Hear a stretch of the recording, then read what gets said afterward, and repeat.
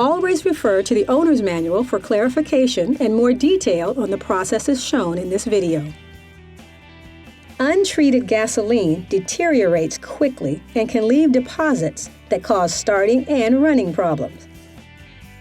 If your tiller will not be used for between 30 and 90 days, add fuel stabilizer according to the manufacturer's instructions.